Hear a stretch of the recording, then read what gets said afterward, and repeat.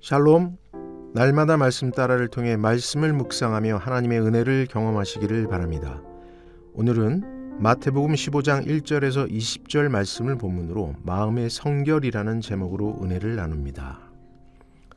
마음에서 나오는 것이 사람을 더럽게 합니다. 입으로 들어가는 모든 것은 배로 들어가서 뒤로 내버려집니다.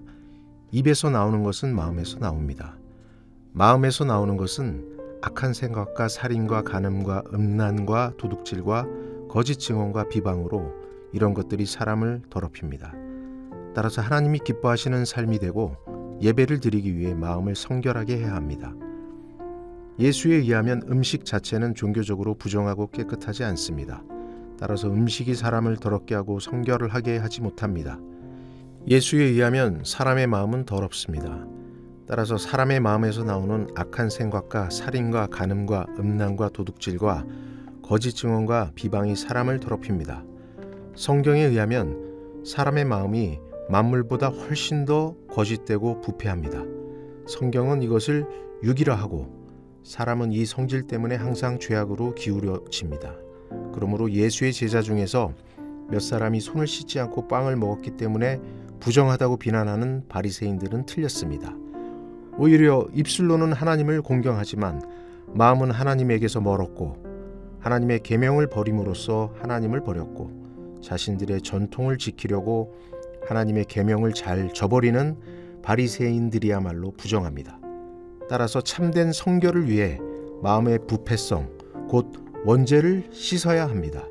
오직 예수의 십자가 속죄만이 우리 마음의 부패성을 씻을 수 있습니다.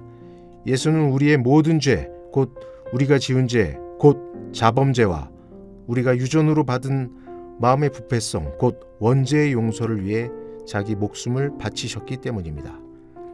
따라서 마음과 삶의 성결을 위해 빛 가운데서 살아야 합니다.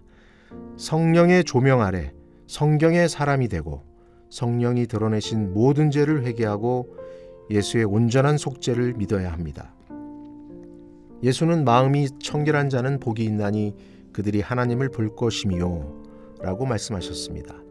마음이 청결한 사람만이 하나님과 친밀하게 교제하고 하나님의 뜻을 알고 하나님을 예배하고 따라서 하나님을 닮게 되고 하나님께 순종하게 되고 하나님의 영광을 드러내게 되고 하나님의 복을 받아 누릴 수 있습니다.